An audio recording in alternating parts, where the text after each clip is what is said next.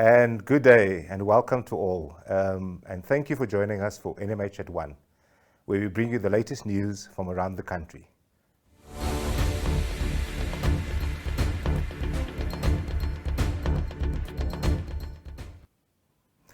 And with the new COVID restrictions announced in Windhoek, Okahanya and Rehoboth, we took to the streets early this morning to get some views from residents in the capital.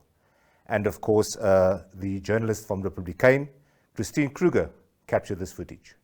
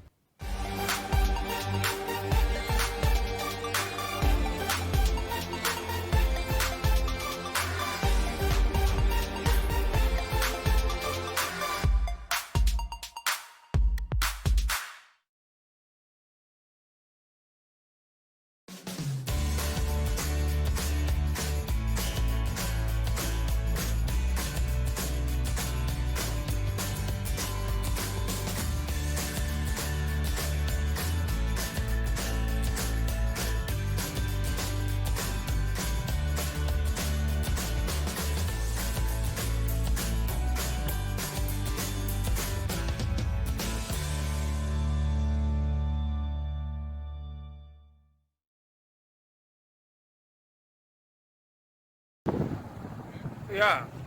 Oh, my name is Joe. Joe Cambodia. I really feel it's good to have a lockdown because you see a lot of people are dying, and lockdown it means a lot for people. Yeah, especially the gathering and so on. Yeah, I really feel good about the lockdown. But, I think it's a good job. Yeah, and really it's not gonna take really a lot of time. It's only maybe about 16 days. Then we check how it's going to be. Maybe if the situation is hard, then they will increase, or maybe the situation we still just like that. My name is Veronica Muteka.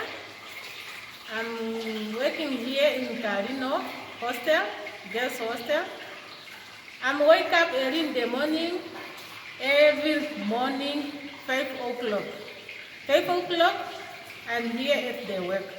But now in the lockdown, I can't come on that time. Now it's difficult to me to come at the work. I don't know what can I do now. Ek is Natalia Gijs. Ons is matrones, catering matroons from Windhoek High School, girls hostel. It's very difficult for us to arrive here on time. We are not agreed with this time we must just only get taxis on 5 o'clock. Because we are supposed to be on 5 o'clock here. So we must prepare the food for the girls in the hostel on time.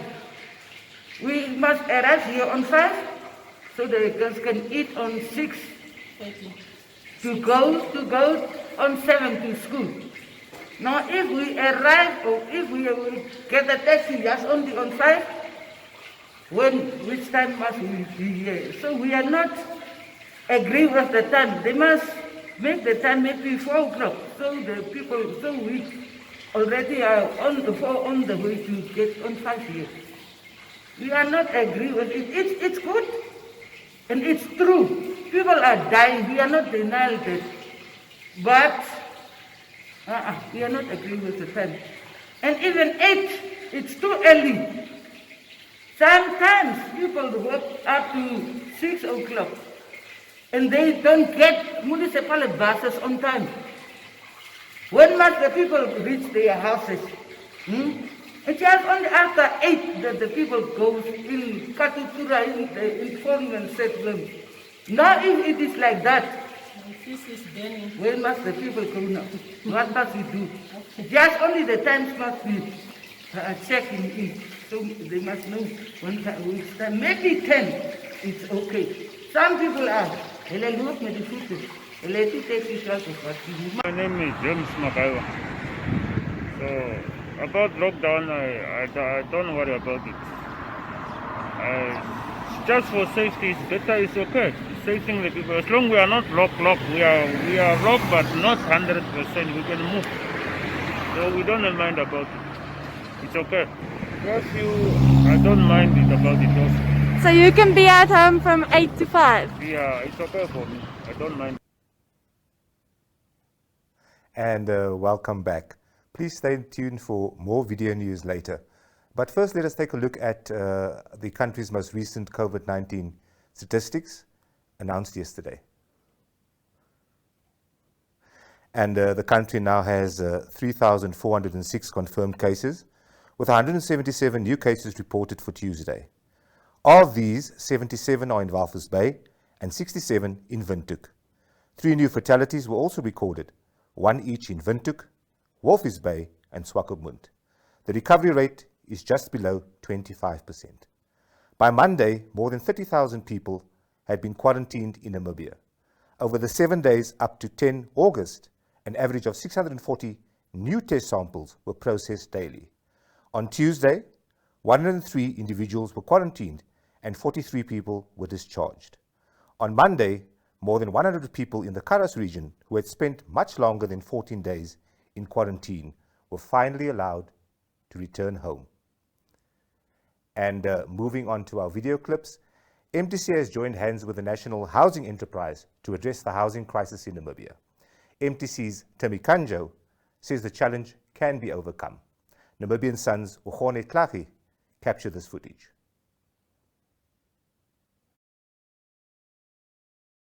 People living in shacks, or whether it is 600,000, but that's for me a useless discussion.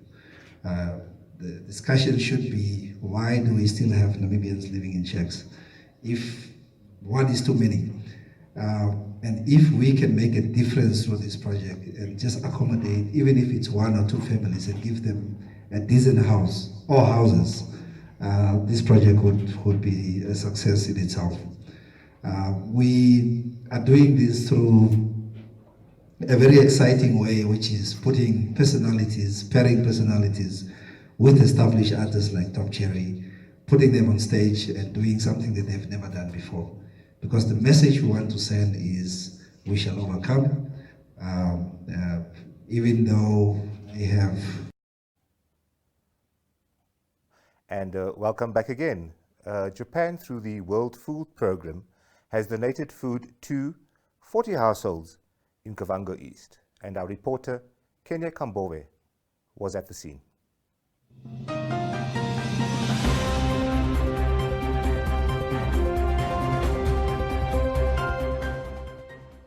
We value and appreciate the food donation we got from the people of Japan through the World Food Programme.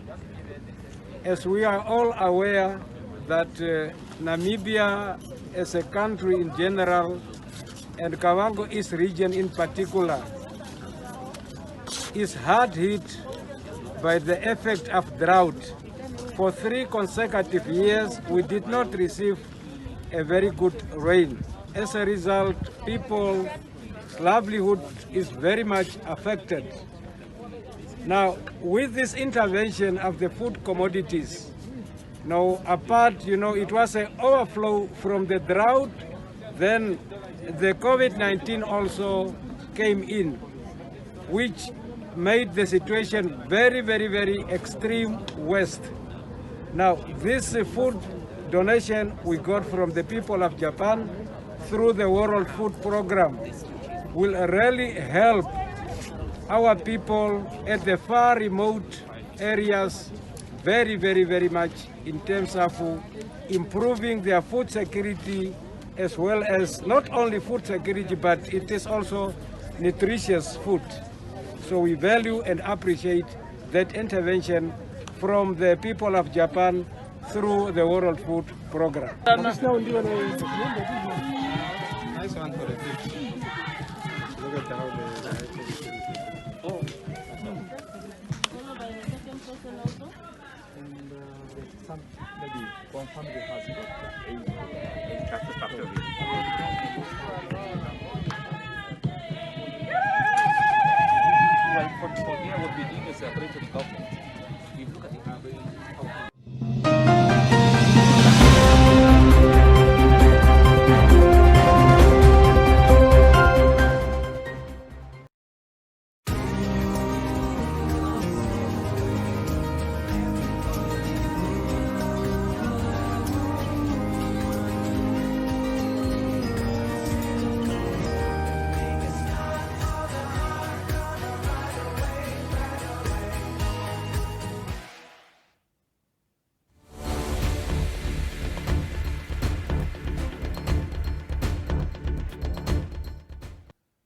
And as promised yesterday, you can view the full interview with engineer and artist Ndako Mpandulwa in today's show. But before we get there, let's look at today's front pages.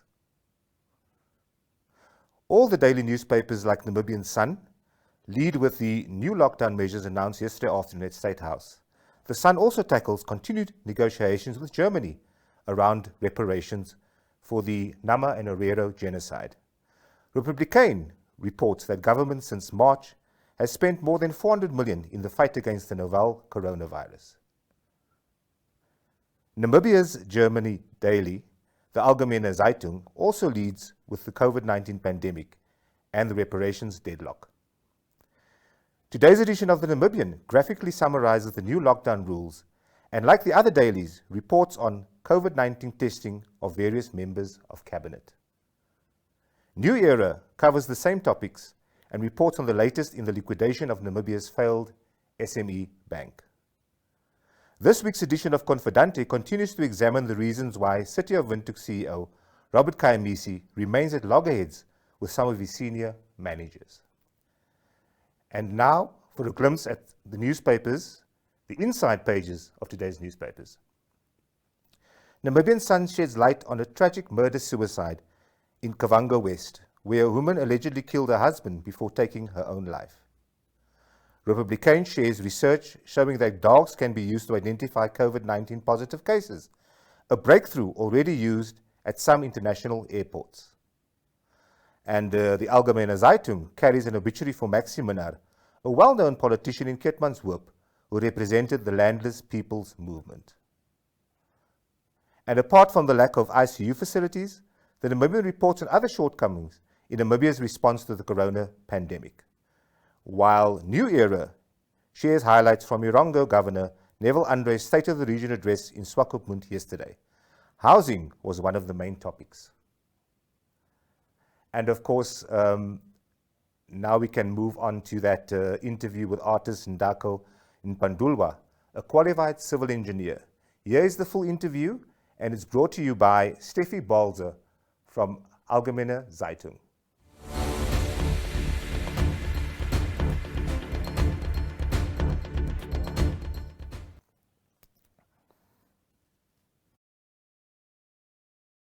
Hi, I'm Ndako Mpandulwa, and I'm a visual artist. I do a variety of things within visual arts: nail and string art, drawings, paintings, and mixed media. I started doing visual arts as a full-time career about 4 years ago, and I'm self-taught. It's just something that I've been doing. I've been drawing since I was about 11 years old. And I actually studied something completely different in university, but I just took up my passion, as I said, about 4 years ago. The art market in Namibia, the people that I currently sell to is just, I mostly get my clients from social media, but I also do presentations at companies, so I do some sales in the corporate world as well. There's definitely also interest from the international market. So far in the years that I've been doing this, I've sold a piece to a collector in China. I have a couple, maybe 3 or 4 in the US and 2 in Nigeria. But my struggle has been, because my work is heavy, so sometimes I would find that sending the work overseas costs more than the actual artwork. But yeah, we're still trying to find ways on how to get around that. The nail and string art, I remember actually doing something similar in primary school, but we would just do simple little shapes with the nails and stuff. And then later in my life, someone had some nails and sealing boards, and they wanted to throw them away. So I told them, no, just hold on to them. Let me see what I can do with them. So I started using that technique, and I just developed it further and made it more detailed. And this is where it's ended up, basically. Yes, so I just basically do this in my own capacity. I find that most of my colleagues in the field have full-time jobs, which is definitely understandable because, you know, we're carving against the grain here. You know, we're doing something that's not that easy to make a living out of. COVID has definitely affected my career as an artist because, especially during the lockdown, people were very uncertain about the future, so they weren't really keen on buying art because they mostly just focused on the essentials, and art is not an essential. And at the time, the art gallery and stuff like that was also closed, so it was really difficult, but it's now getting a little better as we are moving along. As I was saying earlier, art, I think, is not really ingrained into the public consciousness in Namibia yet, so it's difficult to get clients or to convince people how serious art is, and it should be taken seriously. They just see it as something people do as a hobby and not as a career. So sometimes it is a struggle, but as we go forward, we are finding ways to educate people and make them conscious of it and show them why it's important.